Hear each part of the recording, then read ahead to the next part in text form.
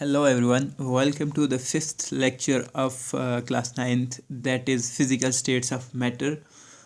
इससे पहले हमारे 4 चैप्टर क्लियर हो चुके हैं। नाइन्थ क्लास के 8 चैप्टर में से 4 के लेक्चर्स अपलोड हो चुके हैं और ये हमारा फिफ्थ चैप्टर है।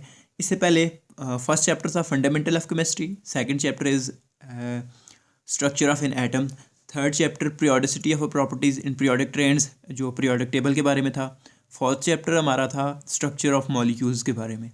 अब फिफ्थ लेक्चर है हमारा और फिफ्थ चैप्टर है फिजिकल स्टेट्स ऑफ मैटर है। इसमें 3 चीज़ें स्टडी करनी है हमने, सॉलिड, लिक्विड एंड गैस के बारे में हमने स्टडी करना है कि इनकी प्रॉपर्टीज़ क्या क्या होती हैं, सॉलिड्स की, लिक्विड्स की और गैसेस की, वन बाय वन। और इसके अलावा हमने चौथी चीज़ जो पढ़नी है वो है एलोट्रोपी। तो ये सारे टॉपिक हैं इस चैप्टर के अंदर, ये चीज़ें पढ़नी है, solid, liquid, gas and allotropy. Different allotropics form of carbons क्या होती हैं, डायमंड, ग्रेफाइट, बकीबाल्स वगैरह, ये सारी चीज़ें पढ़नी है। अब मैटर की बात करें तो मैटर 3 स्टेट्स में एग्जिस्ट करता है, सॉलिड, लिक्विड एंड गैसेस। तो हमने सबसे पहले गैस को ले लेना है, गैस के बारे में पढ़ते हैं। गैस किसको बोलते हैं, किस चीज़ को गैस बोल सकते हैं, और फिर गैसेस की कितनी प्रॉपर्टीज़ हैं और गैसेस के ऊपर लॉज कौन कौन से हैं, बॉयल्स लॉ और चार्ल्स लॉ हमने पढ़ना है। ठीक है, गैसीय स्टेट कौन सी होगी, molecules are far away from each other, far away from each other। दूसरा वीक इंटरमॉलिक्यूलर फोर्सेस है एंड फ्री टू मूव होंगे। फॉर एग्जांपल हमारे पास एक कंटेनर के अंदर अगर गैस होगी तो उसके मॉलिक्यूल्स बिल्कुल क्लोजली पैक नहीं होंगे, एक मॉलिक्यूल इधर होगा तो दूसरा बहुत दूर दूर मॉलिक्यूल होंगे, क्लोजली पैक नहीं होंगे, कुछ इस तरह से होंगे। और वो वीक इंटरमॉलिक्यूलर फोर्सेस, इस मॉलिक्यूल की जो आपस की इंटरेक्शंस होंगी वो वीक होंगी। ये तो कॉमन सेंस की बातें, इतना ज़्यादा इसमें कंसेप्ट नहीं है। और फ्री टू मूव, अब ये मॉलिक्यूल फ्री टू मूव होगा, ये एवरी डायरेक्शन में मूव कर सकता है, रेंडमली मूव कर सकता है इन एवरी डायरेक्शन। तो मॉलिक्यूल्स फ्री टू मूव होते हैं। अच्छा, ये पॉइंट बहुत ज़्यादा इंपॉर्टेंट है जो गैसेस के बारे में हम कहते हैं कि no definite shape and volume, उसकी शेप भी डेफिनेट नहीं होगी और उसका वॉल्यूम भी डेफिनेट नहीं होगा। बस इन सिंपल ये याद रख लें कि गैस स्टेट वो स्टेट होती है जिसकी ना कोई शेप है और ना ही कोई वॉल्यूम है। ये दोनों चीज़ें गैसेस में लैक हो रही हैं, ठीक है ना, तो उस चीज़ को गैस बोलेंगे। अब गैसेस की प्रॉपर्टीज़, कोई एक चीज़ गैस है मेरे पास तो उसकी कौन कौन सी प्रॉपर्टीज़ होनी चाहिए, गैसेस की प्रॉपर्टीज़ देख लेते हैं, ठीक है ना। टिपिकल प्रॉपर्टीज़ ऑफ गैसेस, सबसे पहली है इनडेफिनेट वॉल्यूम। हमें पता है गैसेस का कोई वॉल्यूम नहीं होता, to occupy they occupy all the available space. अब एक मेरे पास 1 ग्राम ऑफ H2 गैस है, फॉर एग्जांपल H2 गैस है 1 ग्राम है, उसको इस कंटेनर में डालो या उसको इस कंटेनर में डालो, उसका कोई वॉल्यूम नहीं होगा। वो इस कंटेनर में इसके मॉलिक्यूल आ जाएंगे, इस कंटेनर में वो इसी तरह इस पूरे ऑल कंटेनर में वो ऑक्यूपाई कर लेगा सारी स्पेस, तो कोई वॉल्यूम नहीं होगा। इनडेफिनेट शेप, गैस की कोई शेप भी नहीं होगी, वो कंटेनर की शेप को एक्वायर कर लेंगे। देखें क्यूब शेप कंटेनर है, को इस कंटेनर में डालें तो वो इसी शेप को अडॉप्ट कर लेंगे। तो गैसेस की कोई हमारे पास शेप भी नहीं होती। डिफ्यूजन का क्या मतलब है, स्पॉन्टेनियस का मतलब है खुद ब खुद, mixing of molecules of different gases to form homogeneous mixture. एक होमोजीनियस मिक्सचर बन जाता है और ख़ुद ब खुद मॉलिक्यूल्स मिक्स हो जाते हैं। फॉर एग्जांपल हमारे पास गैस ए है और गैस बी है, हमारे पास 2 गैसेस सेपरेट की हुई हैं एक बैरियर से। लेट्स पे सपोज कि अगर हम लोग बैरियर को हटा देते हैं तो इस कंटेनर में देखें दोनों के गैसेस के मॉलिक्यूल एकदम से मिक्स होके रेंडमली मिक्स हो जाते हैं और होमोजीनियस मिक्सचर बना देते हैं, इसको बोलते हैं डिफ्यूजन लिक्विड्स के अंदर भी होती है, सॉलिड के अंदर डिफ्यूजन नहीं होती। लिक्विड्स के अंदर भी 2 लिक्विड्स को आपस में मिलाओ तो मॉलिक्यूल्स मिक्स हो जाते हैं। हमारी फोर्थ प्रॉपर्टी है इफ्यूजन का क्या मतलब है, इसको आप ऐसे समझें, पहले इसको डेफिनेशन देख लें। The escape of gas molecule 1 by 1 without collision, आपस में कोलिजन के बगैर गैस मॉलिक्यूल का एस्केप हो जाना। कहाँ से एस्केप होना, through a hole of molecular size, एक मॉलिक्यूलर साइज़ का होल होगा, उसमें से 1 by 1 गैस के मॉलिक्यूल्स निकलते रहेंगे, हमें नज़र नहीं आएंगे। फॉर एग्जांपल आपने एक बैलून लिया, इस बैलून के अंदर मिलियंस ऑफ मॉलिक्यूल्स हैं, आपको गैस के मॉलिक्यूल आपको नज़र नहीं आ रहे। अच्छा, इस बैलून के अंदर टाइटली बंद किया हुआ है, फिर भी मॉलिक्यूलर लेवल के छोटे छोटे सुराख होंगे जो हमें आंखों से नज़र नहीं आएंगे। अब यहाँ पे अंदर मिलियंस ऑफ मॉलिक्यूल्स है ना, इस होल के ज़रिए 1 by 1 वो मॉलिक्यूल्स बाहर आते जाएंगे, स्केप होते जाएंगे आपस में कोलिजन के ज़रिए नहीं, 1 बाय 1 बाहर आएंगे। तो मिलियंस ऑफ मॉलिक्यूल है ना, तो यहाँ से बाहर निकलते वक्त इनको टाइम तो लगेगा। तो आपको पता है कि 2-3 दिन गुजरते हैं तो बालून में से सारी हवा बाहर निकल आती है और वो खाली हो जाता है। तो वो इफ्यूजन के ज़रिए मॉलिक्यूल बाहर आते हैं। आप ये एक पिक्चर भी है कि आपने एनियन को रखा है एक शॉपर के अंदर, टाइटली सील किया हुआ है, तो उस ऑनियन से जो गैस के मालिक्यूल्स निकल के आ रहे हैं वो इफ्यूजन के ज़रिए इस शॉपर से बाहर भी जा रहे हैं। क्यों? क्योंकि इसके मालिक्यूलर लेवल के छोटे छोटे सुराख हैं, सीव्स हैं, तो उनसे बाहर चले जाते हैं। तो ये हमारे पास इफ्यूजन के ज़रिए होता है सब, ठीक है। अब इस बैलून को 2-3 दिन बाद देखो तो ये सिकुड़ के कुछ इस तरह से हो जाएगा, सारी हवा इसमें से निकल जाएगी, ठीक है। फिफ्थ प्रॉपर्टी है प्रेशर है हमारा। Force exerted by gas on per unit area of a container is called pressure। Force pressure क्या हो जाएगा? Force exerted on per unit area, यानी कि एक एरिया के ऊपर कितनी फोर्स लग रही है, इसको बोलते हैं हम लोग प्रेशर बोलते हैं, ठीक है ना। फॉर एग्जांपल मेरा एक एरिया है, एक यूनिट एरिया है, तो इसके ऊपर कितनी फोर्स लग रही है, ठीक है ना। एक एरिया है तो इस एरिया के ऊपर हमारे पास कितनी फोर्स लग रही है, उसको बोलते हैं हमारे पास प्रेशर। न्यूटन मीटर पर मीटर, फोर्स F बाय ए है ना, तो फोर्स की यूनिट है हमारे पास न्यूटन और एरिया की यूनिट होती है मीटर स्क्वायर। तो हमारे पास हो जाएगा न्यूटन पर मीटर हो जाएगा, ठीक है। न्यूटन पर मीटर इसकी ऐसा यूनिट है। और एट सी लेवल 0 डिग्री सेंटीग्रेड के ऊपर हमारा जो एटमॉस्फेरिक प्रेशर होता है वो होता है 1 ATM होता है। 1 एटमॉस्फेरिक प्रेशर होता है सी लेवल के ऊपर 0 डिग्री पे।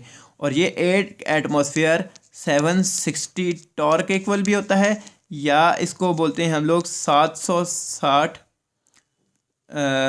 Millimetre of Hg। ये हमारी यूनिट्स हैं इसकी।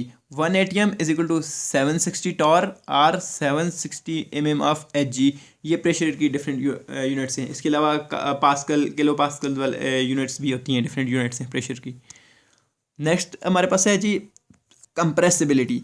गैस कंप्रेस हो सकती है। फॉर एग्जांपल ये मेरे पास गैस है एक कंटेनर के अंदर, तो इसके ऊपर एक वेट रखा हुआ है, ठीक है। मूवेबल पिस्टन है, ये गैस ऊपर और नीचे ये पिस्टन मूव कर सकते हैं।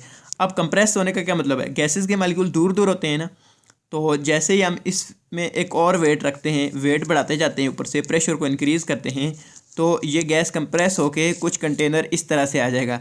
गैस के मालिक्यूल अपने क्लोजली आज पैक हो जाएंगे, पास पास हो जाएंगे, और प्रेशर बढ़ाने से हमारे पास क्या हो जाएगा?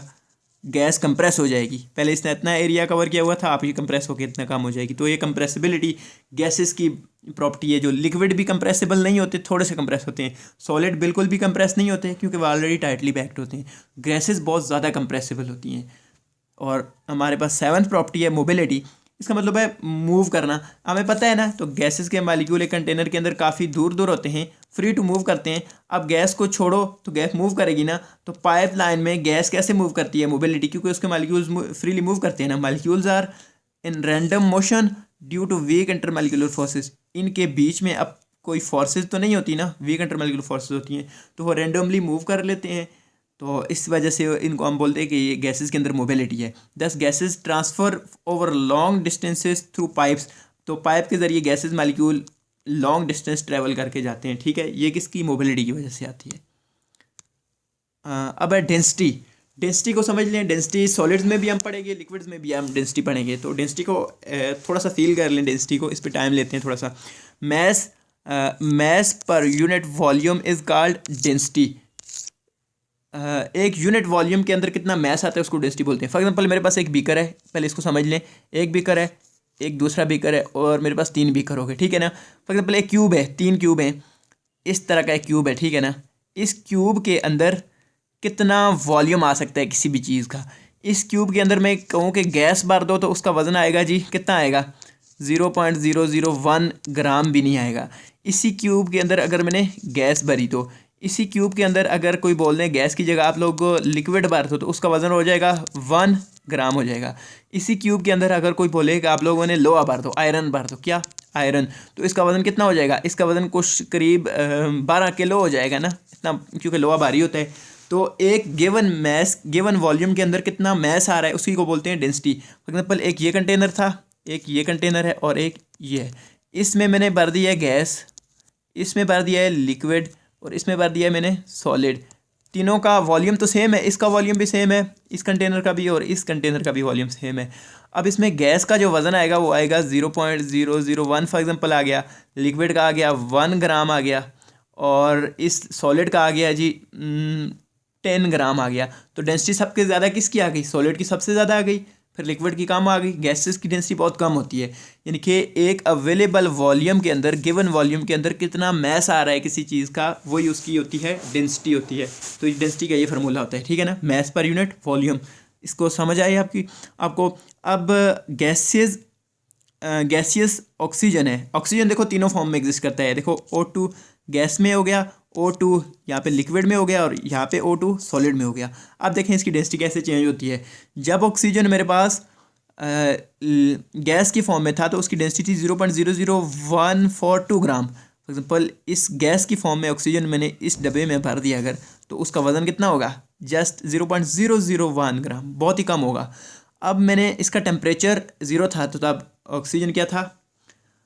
ऑक्सीजन गैस था। मैं टेम्परेचर कम करता गया, करते करते टेम्परेचर को कम करके -103 डिग्री सेंटीग्रेड, 103 -103 पे लेके गया, तो ऑक्सीजन क्या हो गया? ऑक्सीजन लिक्विड बन गई, ऑक्सीजन गैस लिक्विड बन गई है ना। अब लिक्विड इस डब्बे में भर दो, इधर भर दो, तो लिक्विड ऑक्सीजन का वज़न हो जाएगा कितना? 1.1 ग्राम, यानी 1 ग्राम से भी ज़्यादा हो जाएगा। अब इसकी डेंसिटी देखें बढ़ गई है ना।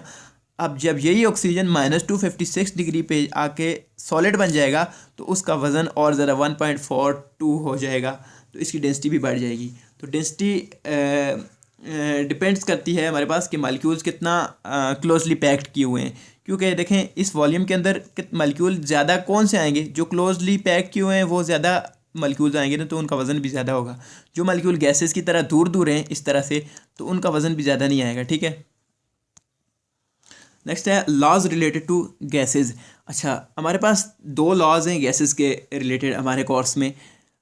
अच्छा, प्रेशर, वॉल्यूम और टेम्परेचर एंड मोलर। गैसेस के अंदर 4 मेन चीज़ें हैं जिसके ऊपर हमारे स्टडी करते हैं। प्रेशर, वॉल्यूम, टेम्परेचर और मोलर कंसनट्रेशन। हम इन चीज़ों को स्टडी करते हैं, pressure, volume, temperature and molar concentration. अच्छा, इसके ऊपर हमारे पास लॉज हैं, एक है बॉयल्स लॉ है और एक है चार्ल्स लॉ। ये 2 लॉ में क्या कहते हैं, ठीक है। इन 2 लॉ के मुताबिक हम लोग क्या स्टडी करते हैं? हम लोग स्टडी करते हैं प्रेशर को, वॉल्यूम को और टेम्परेचर को। लेकिन एट अ टाइम हम लोग तीनों को स्टडी नहीं कर सकते। हम पहले तो करेंगे प्रेशर और वॉल्यूम को स्टडी करेंगे, और टेम्परेचर को हम लोग कांस्टेंट रख लेंगे 1 लाख के अंदर। फिर 1 लाख के अंदर हम लोग प्रेशर और टेम्परेचर को स्टडी करेंगे और वॉल्यूम को कांस्टेंट रख लेंगे। तो इस तरह से हम इन तीनों चीज़ों की स्टडी करते हैं गैसेस के बारे में। सबसे पहले आता है बॉयल्स लॉ।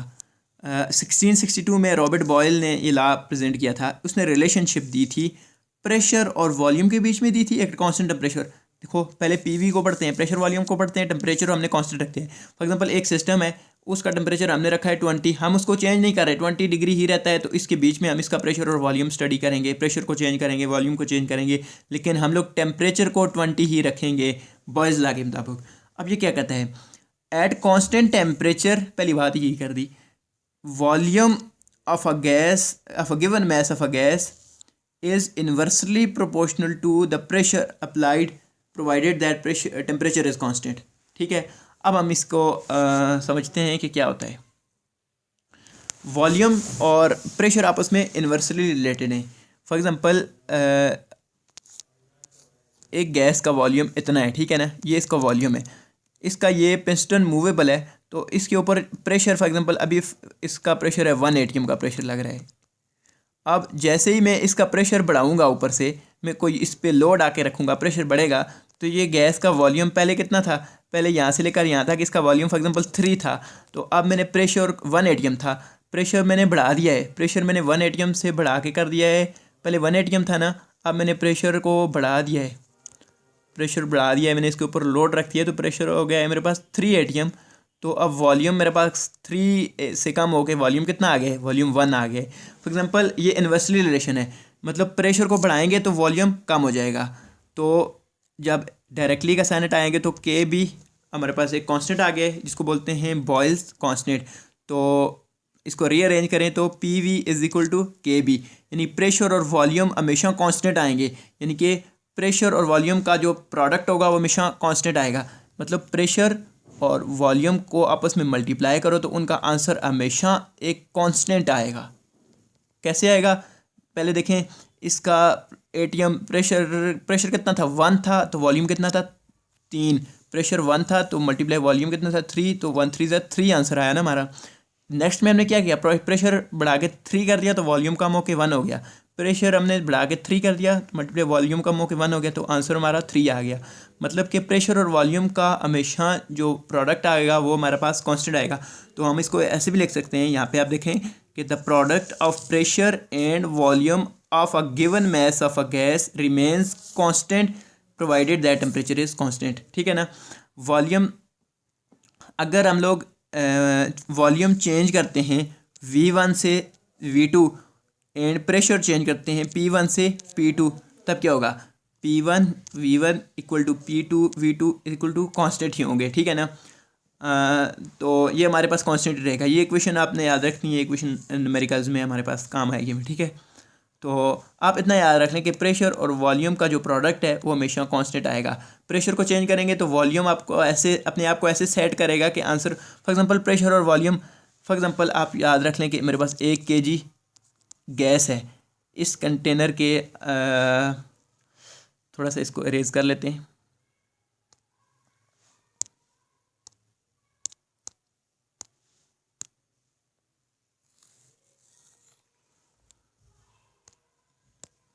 ठीक है, अब आप सपोज कर लें कि हमारे पास 1 kg गैस है। ये कंटेनर है मेरे पास, इसके अंदर गैस भरी हुई है। कंटेनर मूवेबल पिस्टन है, कंटेनर ऊपर नीचे मूव कर सकते हैं। ठीक है ना, ऊपर नीचे ये पिस्टन मूव कर सकता है। इसके अंदर 1 kg गैस भरी हुई है। आप लोग समझ लें कि इसके प्रेशर और वॉल्यूम दोनों को हम लोग मल्टीप्लाई करें तो आंसर हमारा आता है 6 आता है। ठीक है, प्रेशर और वॉल्यूम को मल्टीप्लाई करें तो आंसर हमारे पास 6 आएगा। ठीक है ना। अब इसको अगर मैं प्रेशर चेंज कर रहा हूँ, इस प्रेशर को मैं जितना मर्जी बढ़ा लूँ, मेरे पास आंसर इनके प्रोडक्ट का आंसर 6 ही आएगा। अगर मैं प्रेशर को जितना ज़्यादा मैं प्रेशर को बढ़ाऊँगा इतना ही मेरा वॉल्यूम कम होगा, आंसर मेरा 6 ही रहेगा। आंसर कभी भी 6 से चेंज नहीं होगा। मतलब इन दोनों का प्रोडक्ट हमेशा 6 आएगा। ये आपको इस तरह से एडजस्ट कर लेंगे। ठीक है। एक्सपेरिमेंटल वेरिफिकेशन है। एक्सपेरिमेंटल वेरिफिकेशन को जस्ट डायग्राम से ही समझ लेते हैं। देखें, हमने टेम्परेचर को कांस्टेंट रखा हुआ है। ये नॉब देख लें, ये नॉब देख लें। टेम्परेचर देखें, यहाँ पे था, इधर भी यही है। टेम्परेचर को चेंज नहीं कर रहे। इधर प्रेशर मेरा कितना है, प्रेशर मेरा कम है ना। फॉर एग्जांपल इधर मेरा प्रेशर है जी 6 और वॉल्यूम इधर मेरा कितना है, यहाँ से लेकर यहाँ तक वॉल्यूम मेरा कितना है, वॉल्यूम ऑब्वियसली ज़्यादा है। वॉल्यूम मेरा है जी 10 है। ठीक है, 6 10, तो पी वी कितना हो गया, पी हमारे पास प्रेशर 6 हो गया और वॉल्यूम मेरे पास हो गया मल्टीप्लाई बाय 10, तो आंसर आ गया 60 आ गया ना, प्रेशर और वॉल्यूम। अब नेक्स्ट डायग्राम में इसको देखें तो इसमें मैंने प्रेशर को बढ़ा दिया है ऊपर से नीचे। देखें, प्रेशर बढ़ा दिया है। प्रेशर वाली नीडल यहाँ पे थी ना, तो प्रेशर वाली नीडल देखें कितना आगे चली गई है। प्रेशर बढ़ा दिया, तो प्रेशर बढ़ा दिया मैंने और प्रेशर कितना चला गया, प्रेशर मेरा चला गया है, इस पहले 6 था, अब प्रेशर बढ़ के चला गया है 10 के ऊपर। पी वी होता है ना, प्रेशर पहले 6 था तो अब प्रेशर हो गया 10 मल्टीप्लाई वॉल्यूम। वॉल्यूम पहले कितना 10 बहुत ज़्यादा था ना, अब वॉल्यूम देखें यहाँ पे कितना कम होके थोड़ा सा वॉल्यूम रह गया है। अब वॉल्यूम 10 से कम हो गया 6 हो गया है, तो वॉल्यूम क्या हो गया 6, तो आंसर क्या आ रहा है 60। यानी कि प्रेशर और वॉल्यूम का जो प्रोडक्ट है वो हमेशा सेम ही आएगा। तो प्रेशर बढ़ा रहे हैं तो वॉल्यूम कम हो रहा है। ये हमारा डायग्राम से भी हमारा प्रूव हो रहा है। ठीक है ना, एक्सपेरिमेंटल वेरिफिकेशन है इसकी। ग्राफिकल रिप्रेजेंटेशन क्या है बॉयज़ लॉ की। देखें, शुरू में मेरे पास वॉल्यूम इतना ज़्यादा था, वॉल्यूम कुछ इस तरह यहाँ पे है, तो प्रेशर कितना था, या देखिए प्रेशर की लाइन यहाँ पे है, वॉल्यूम इतना ज़्यादा है, वॉल्यूम इधर है, यहाँ पे वॉल्यूम बढ़ रहा है ना, यहाँ पे प्रेशर बढ़ रहा है इस तरफ। तो शुरू में प्रेशर कम था तो वॉल्यूम इधर यहाँ पे था, इस जगह पे आ रहा था। अब जैसे जैसे मैं प्रेशर इधर बढ़ाता जाऊँगा, प्रेशर बढ़ता जा रहा है तो वॉल्यूम कम होता रहा है, तो मेरे पास कुछ इस तरह से ग्राफ आ जाएगा। ग्राफिकल रिप्रेजेंटेशन ये है। ठीक है ना, वॉल्यूम ज़्यादा था, प्रेशर जब यहाँ पे था तो प्रेशर मैंने बढ़ाया तो वॉल्यूम कम होते होते कम हो गया। ठीक है ना, तो ये इनका आपस में रिलेशन आता है बॉयज़ लॉ का, जो ग्राफिकल रिप्रेजेंटेशन है। देन है डायग्रामेटिकल रिप्रेजेंटेशन। शुरू में मेरे पास देखें, हमारे पास अगर शुरू में प्रेशर मेरे पास इतना ज़्यादा है तो वॉल्यूम क्या होगा, इतना थोड़ा होगा। ये P1 है तो V1 होगा। मेरे पास प्रेशर मेरे पास थोड़ा सा कम हो गया है तो वॉल्यूम थोड़ा सा बढ़ जाएगा, P2 V2। प्रेशर मेरे पास और कम हो गया है तो वॉल्यूम और बढ़ जाएगा, P3 एंड V3। प्रेशर मेरे पास और कम हो गया है तो वॉल्यूम और बढ़ जाएगा, P4 V4। ये डायग्रामेटिकल रिप्रेजेंटेशन है, मतलब प्रेशर के कम होने से वॉल्यूम बढ़ जाएगा। तो इन दोनों का प्रोडक्ट हमेशा सेम रहेगा।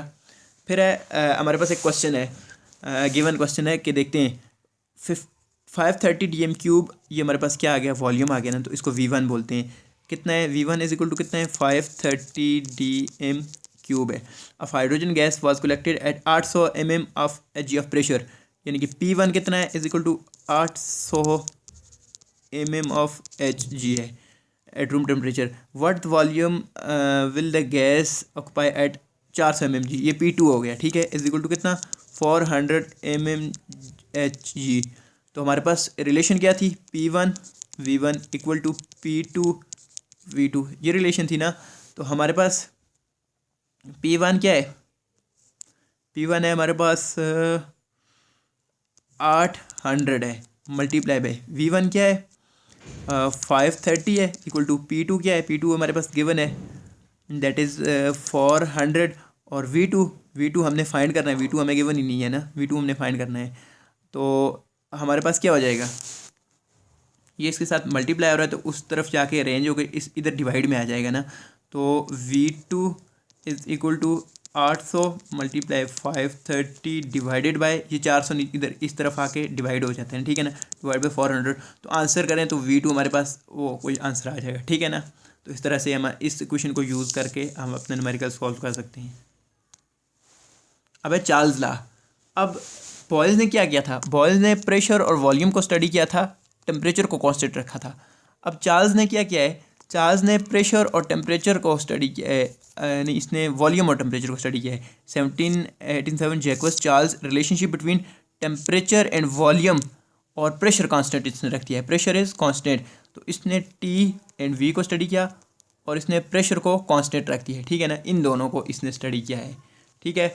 इसने क्या किया, volume of a given mass of a gas is directly proportional to absolute temperature at given pressure, मतलब कि टेम्परेचर और प्रेशर आपस में डायरेक्टली रिलेटेड है। देखें वॉल्यूम, सॉरी टेम्परेचर और प्रेशर नहीं है, वॉल्यूम है, volume and temperature are directly relation. Volume बढ़ेगा तो टेम्परेचर भी बढ़ जाएगा ना। इसको नेक्स्ट स्लाइड में आई थिंक, हाँ इसमें नेक्स्ट स्लाइड में आपको समझ आ जाएगी। वॉल्यूम और टेम्परेचर दोनों डायरेक्टली रिलेटेड है, तो डायरेक्टली का साइन हटाया तो कांस्टेंट लग गया, और ये टी जब उधर मूव कर जाए रीअरेंज करेंगे तो V/T is equal to constant हो जाएंगे, ठीक है ना, V/T कांस्टेंट हो गए हैं हमारे पास। और V1 T1 is equal to V2 T2 is equal to constant है। ये सेम उसी तरह है जिस तरह P1 V1 जैसे प्रोडक्ट प्रेशर और वॉल्यूम का प्रोडक्ट हमारे पास एक कांस्टेंट आ रहा था, इसी तरह से वॉल्यूम डिवाइडेड बाय टेम्परेचर, इनकी रेशो जो है इन दोनों की रेशो हमारे पास कांस्टेंट आ रही है, ठीक है ना। यानी कि वॉल्यूम और टेम्परेचर की रेशो हमारे पास जो आ रही है वो एक कांस्टेंट आएगी हमेशा, वो चेंज नहीं होगी। हम वॉल्यूम चेंज करें, हम लोग टेम्परेचर को चेंज करें, हमारे पास आंसर सही है वही सेम आएगा। V1 T1 यहाँ पे देख लें is equal to V2 T2 is equal to constant है, ठीक है ना। The ratio between the volume and absolute temperature, ये बता रहा है कि वॉल्यूम और टेम्परेचर के बीच में जो रेशो है वो रेशो हमारे पास क्या होगी, कांस्टेंट रहेगी, वो चेंज नहीं होगी एट कांस्टेंट प्रेशर, अगर प्रेशर कांस्टेंट हुआ तब। अब देखें फॉर एग्जांपल हमारे पास इधर टेम्परेचर क्या है T1 है, इसको हमने हीट प्रोवाइड की है, टेम्परेचर इसका T1 है, इस टेम्परेचर ये है। इधर इस सिस्टम में हम मूव करके इस सिस्टम में आ गए तो इसमें टेम्परेचर मैंने बढ़ा दिया है, टेम्परेचर बढ़ा दिया। देखें इसमें गैस के मालिक्यूल इस तरह से मूव कर रहे थे, थोड़ी सी स्पीड से आपस में रैंडमली इस तरह से मूव कर रहे थे, इस तरह से ऐसे मूव कर रहे थे। अब प्रेशर बढ़ गया तो इसकी मूवमेंट बहुत तेज़ हो गई ना, जब तेज़ हो गई तो इनकी मूवमेंट तेज़ हो गई तो इसके ऊपर प्रेशर एग्जर्ट हुआ, तो ये पिस्टन मूव करके ऊपर चला गया ना, तो पिस्टन मूव करके ऊपर चला गया तो वॉल्यूम बढ़ गया। यानी कि टेम्परेचर जब कम था मेरे पास, टेम्परेचर T1 कम था तो वॉल्यूम भी मेरे पास क्या था, थोड़ा सा वॉल्यूम था। फॉर एग्जाम्पल टेम्परेचर यहाँ पे टेम्परेचर इसको बोल देते हैं 2 था, तो वॉल्यूम मेरे पास कितना था, 6 था। और 2 6 और इधर हम देख लेते हैं कि अगर हमने टेम्परेचर ज़्यादा कर लिया है, टेम्परेचर ज़्यादा कर लिया है तो मेरे पास वॉल्यूम भी बढ़ के ज़्यादा हो गया है, लेकिन इनकी रेशो हमेशा कांस्टेंट ही आएगी, मतलब V/T इनकी जो रेशो थी वो हमेशा कांस्टेंट आएगी। इधर रेशो क्या थी, वॉल्यूम कितना था पहले 6 था, डिवाइड बाय टेम्परेचर हमारे पास क्या था 2 था, तो 6:2 हमारे पास क्या आ रहा था, 1 ज़र इंटू 3 ज़र 6, तो हमारे पास आंसर आ रहा था 3। तो इधर भी रेशो इस तरह से एडजस्ट कर लेंगे कि रेशो हमारे पास आंसर 3 आएगा। बेशक वॉल्यूम भी बढ़ा है, टेम्परेचर भी बढ़ा है, लेकिन जितना भी बढ़ा है हमारे पास आंसर 3 ही रहेगा, आंसर 3 से ज़्यादा नहीं जाएगा। ठीक है,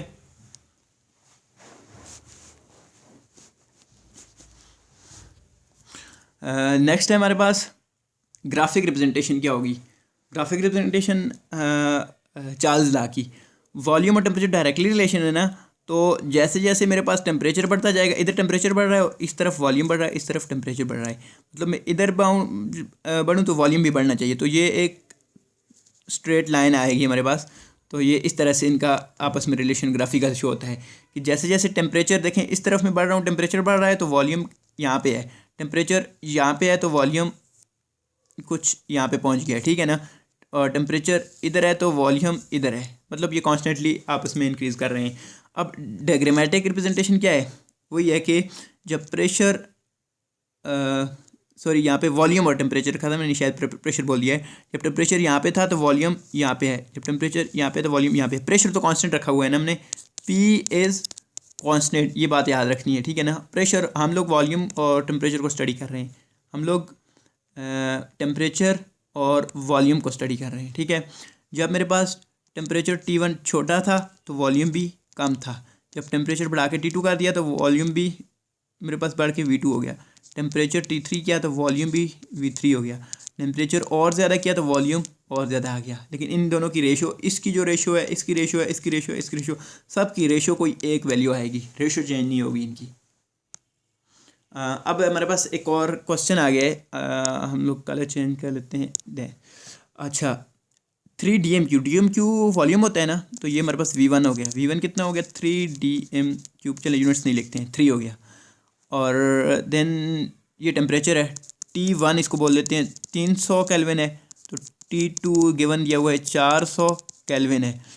and what is the volume of, volume क्या होगा, V1 तो हो गया, V2 फिर क्या होगा, यही बात है हमारा था कि V1 हमारे पास रिलेशन क्या थी, V1 divided by T1 is equal to V2 divide by T2,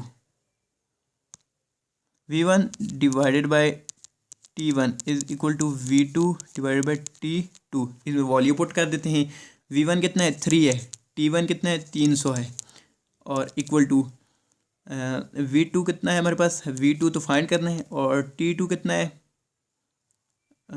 400 के है, ठीक है ना।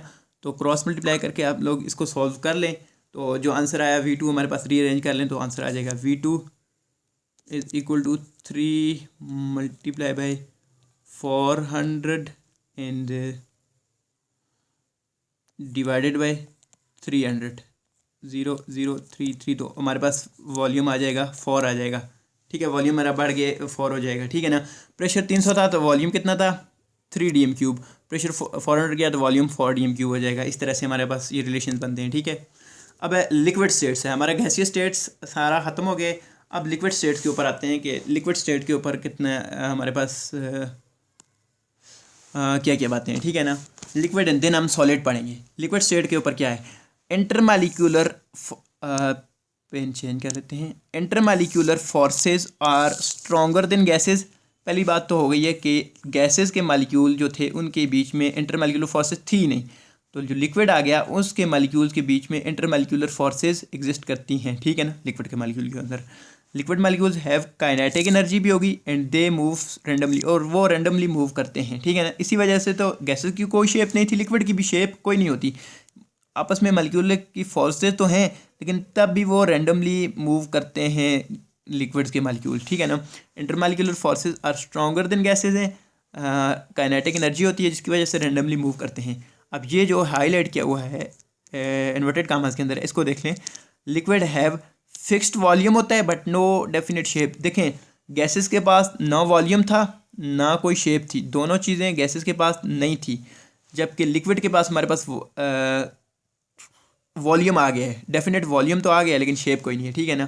फिक्स्ड वॉल्यूम होगा लेकिन शेप कोई नहीं होगी। Surface of liquid is always levelled, कभी भी कोई लिक्विड देखा है जिसकी सरफेस हमारे पास कुछ इस तरह से बन रही हो? नहीं ना, हमेशा उसकी सरफेस लेवल रहती है। लिक्विड कोई भी हो तो सरफेस लेवल रहती है। Typical properties of liquid. अब लिक्विड के ऊपर बहुत डिटेल से प्रॉपर्टीज़ हैं इस चैप्टर के अंदर। लिक्विड के अंदर कितनी प्रॉपर्टीज़ हैं हमारे पास? 8 प्रॉपर्टीज़ हैं, ठीक है ना। वॉल्यूम एंड शेप है, इवापोरेशन है, वेपर प्रेशर है, बॉइलिंग पॉइंट है, freezing point, diffusion, mobility, density, ठीक है ना। डेंसिटी तो हमने पीछे भी पढ़ ली है, गैसेस के अंदर भी दोबारा से पढ़ लेंगे। मोबिलिटी हमने गैसेस के अंदर भी पढ़ ली है, ये वही चीज़ होगी। अब इसमें बॉइलिंग पॉइंट, वेपर प्रेशर और इवापोरेशन थोड़े से इंपॉर्टेंट टॉपिक्स हैं, इनको देख लेते हैं। अच्छा, वॉल्यूम एंड शेप है। हमें पता है कि वॉल्यूम फिक्स्ड होगा, डेफिनेट वॉल्यूम होगा, और शेप इनडेफिनेट शेप नहीं होगी। डेफिनेट वॉल्यूम है और नो डेफिनेट शेप है लिक्विड के पास। Take the shape of a container, ये तो कॉमन सेंस की बात है। इवापोरेशन आ गया। इवापोरेशन का किसको कहते हैं? Conversion of a liquid state into gaseous state. कोई भी चीज़ है तो उसका लिक्विड स्टेट में से गैसियस स्टेट के अंदर जाना, ठीक है ना। H2O है तो H2O का कन्वर्ट होना, H2O इधर लिक्विड था तो लिक्विड में से कन्वर्ट होकर किस में चला जाना? गैस में चले जाना। इसको बोलते हैं इवापोरेशन। लेकिन याद रख लें, conversion of a liquid state into gaseous state. आप देखें, the phenomena in which liquid is converted into vapours without external heating is called evaporation. मतलब हम लोग हमारे पास एक कंटेनर है, इसके अंदर हमारे पास एक वाटर ही रखा हुआ है, हम इसको हीट नहीं कर रहे, खुद ब खुद इसके मालिक्यूल स्केप होके ऊपर गैसियस फॉर्म में जा रहे हैं, खुद ब खुद जा रहे हैं एक्सटर्नल हीटिंग के बगैर, तो इसको बोलते हैं इवापोरेशन। आपको पता है इवापोरेशन हर एक टेम्परेचर के ऊपर होती है। कपड़े सुखाने के लिए आप रस्सी पे डालते हैं तो इवापोरेशन के ज़रिए वो खुद ब खुद सूख जाते हैं ना, कोई हीट थोड़ी देते हैं, हीटर तो नहीं लगाते कपड़ों के पास, कपड़े खुद ब खुद सूख जाते हैं, तो वो इवापोरेशन हर टेम्परेचर पे होता है। 2 डिग्री पे भी इवापोरेशन होती है, 0 डिग्री पे भी इवापोरेशन हो जाती है। तो उसके लिए टेम्परेचर में लाजमी नहीं है कि 100 पे पहुंचेगा तभी इवापोरेशन होगी, तो एवरी टेम्परेचर पे इवापोरेशन होती है हमारे पास।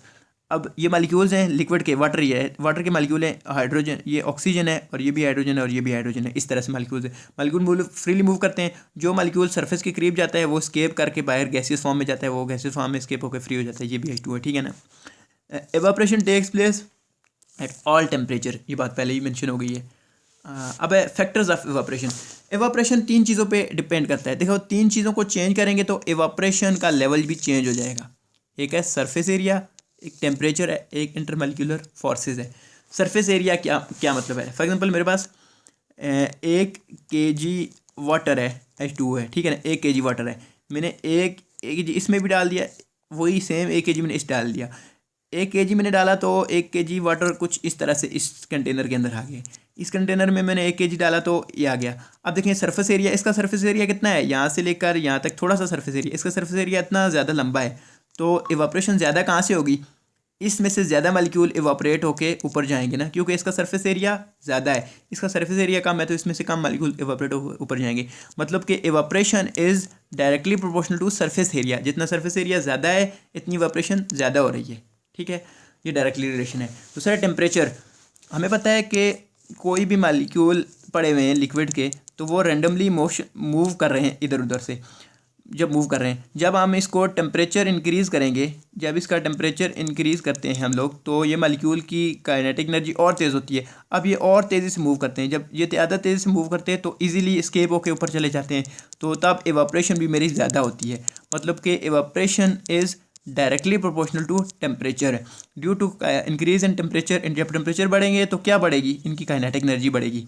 Average kinetic energy of a liquid molecule increases, thus evaporation increase है, ठीक है ना।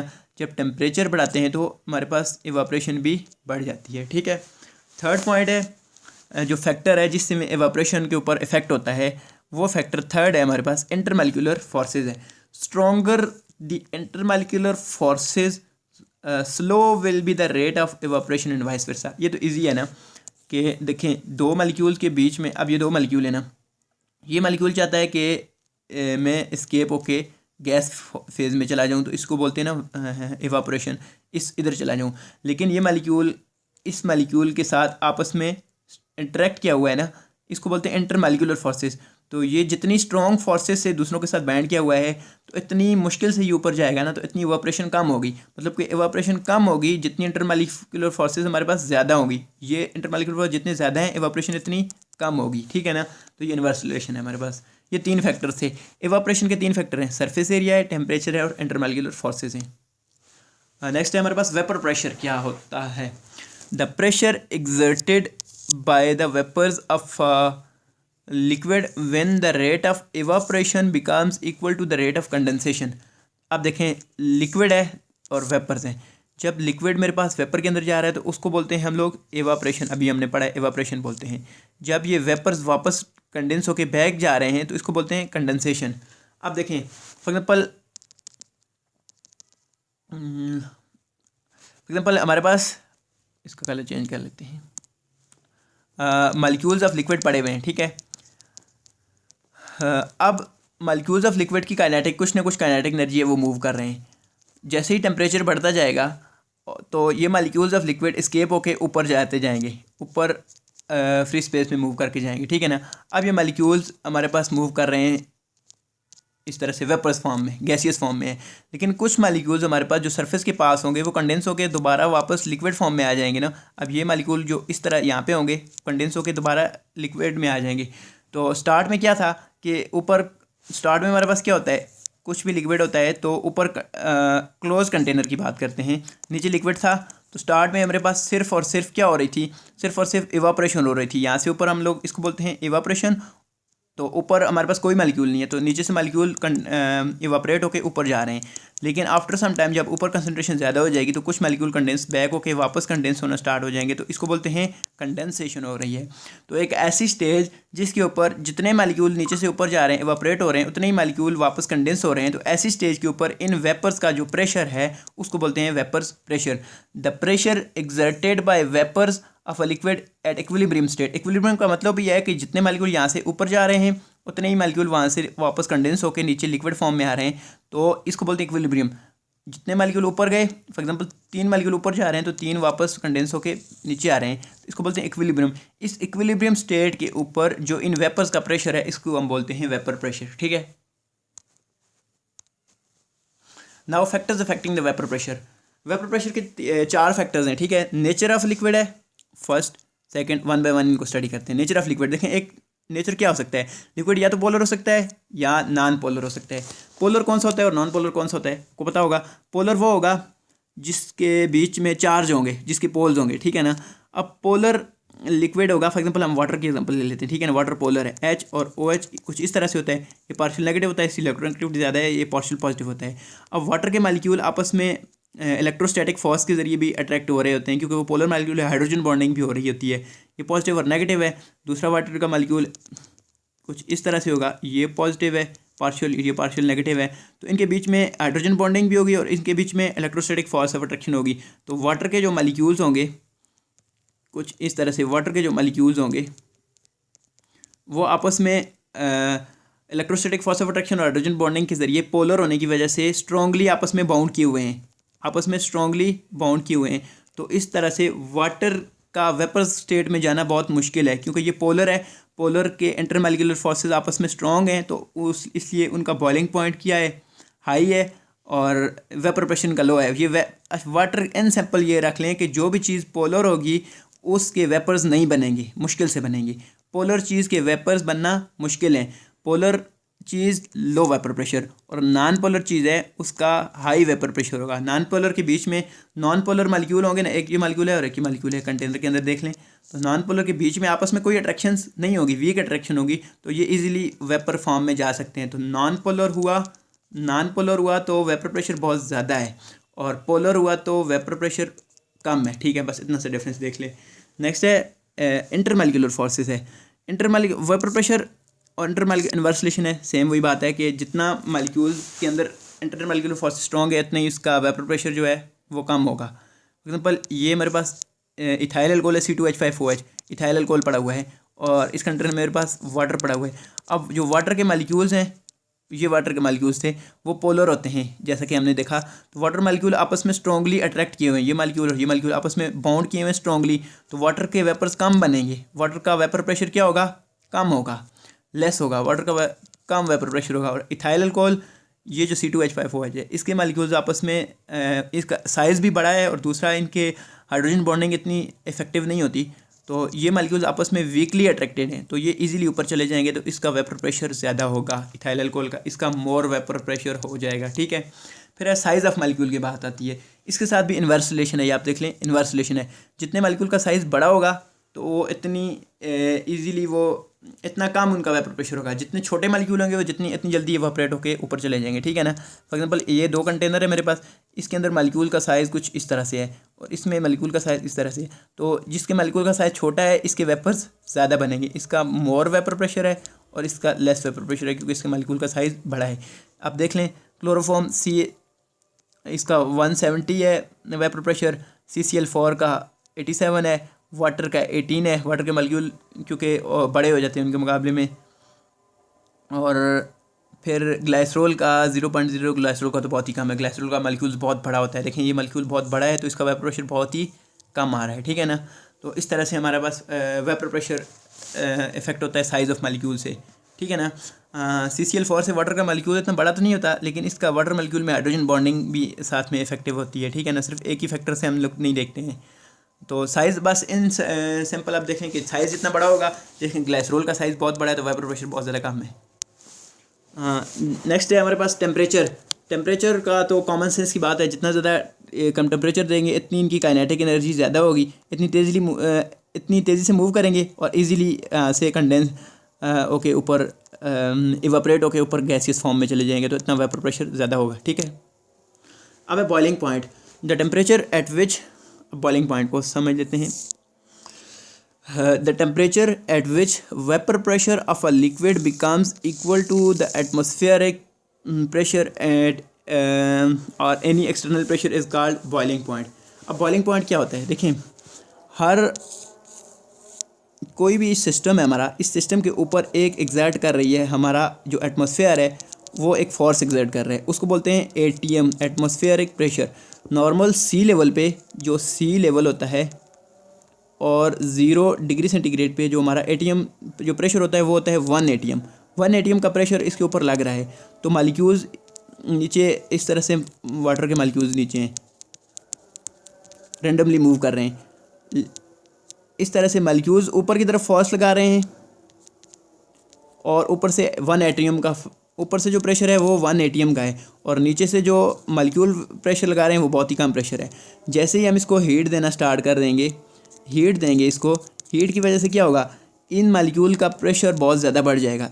इस फोर्स के ऊपर देखें, एक ऊपर से नीचे जो फोर्स लगी है वो 1 ATM की है और जो नीचे से ऊपर मालिक्यूल्स की वजह से फोर्स लग रही है, जो वेपर प्रेशर लगा रहे हैं वो बढ़ता जा रहा है क्योंकि हम टेम्परेचर बढ़ा रहे हैं। एक वक्त ऐसा आ जाएगा कि जितनी फोर्स नीचे लग रही है इतनी फोर्स मालिक्यूल्स ऊपर लगाएंगे, तो ऐसी स्टेज में ये दोनों फोर्सेस जब इक्वल होंगी तो लिक्विड बॉयल स्टार्ट कर देगा।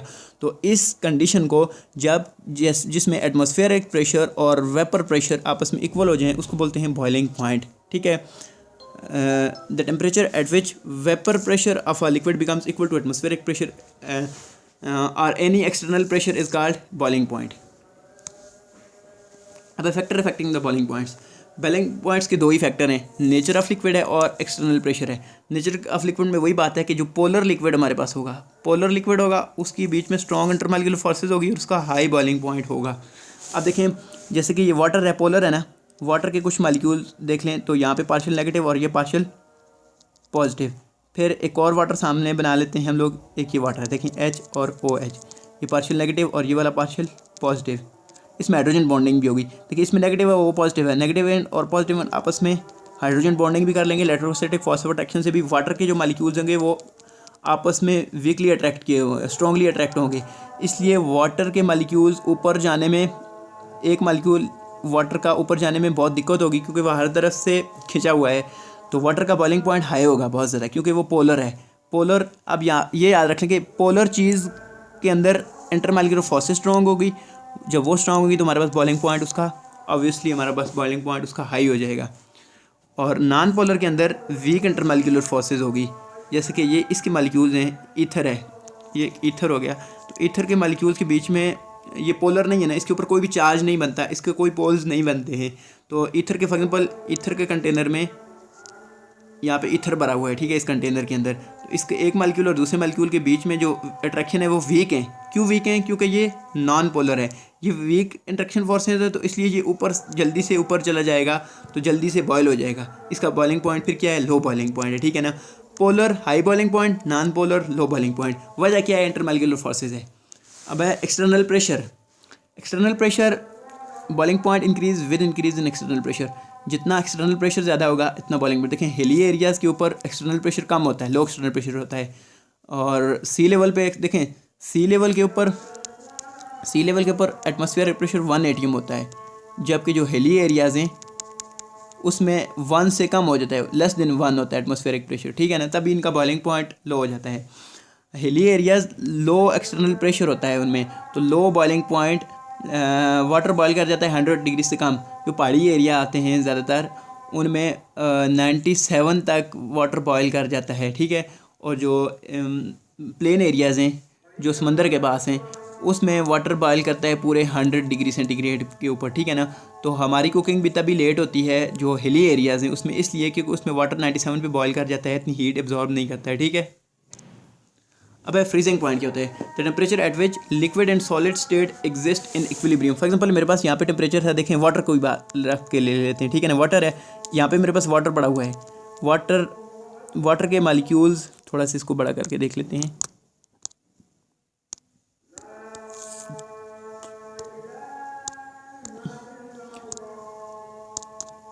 आप देख लें, फॉर एग्जांपल मेरे पास, हम वाटर को स्टडी करते हैं, ठीक है ना। हमारे पास इस कंटेनर में वाटर है, वाटर भरा हुआ है, वाटर के मालिक्यूल्स आपस में मूव कर रहे हैं, ठीक है ना।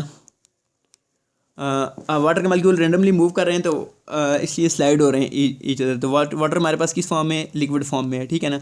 लेकिन हम लोग काइनेटिक एनर्जी इसकी क्या है? काइनेटिक एनर्जी से ये मूव कर रहे हैं सिर्फ, तो हम लोग टेम्परेचर को कम करते जा रहे हैं। फॉर एग्जांपल हमारा अभी टेम्परेचर इसका है जी 25 डिग्री सेंटीग्रेड। हम टेम्परेचर को कम करते करते करते ले आए हैं जी 10 के ऊपर ले आए हैं। तो अब इनकी जो ये काइनेटिक एनर्जी थी ये कम हो गई है। अब इस मालिक्यूल की काइनेटिक एनर्जी बिल्कुल कम हो गई है, थोड़ी सी हो गई है। करते करते मैंने टेम्परेचर और कम करके मैं 5 लिया है, तो ये मालिक्यूल तकरीबन ये बिल्कुल स्टेट ऑफ रेस्ट पे आ गए, इतना ज़्यादा मूव नहीं कर, काइनेटिक एनर्जी बहुत ही कम हो गई है।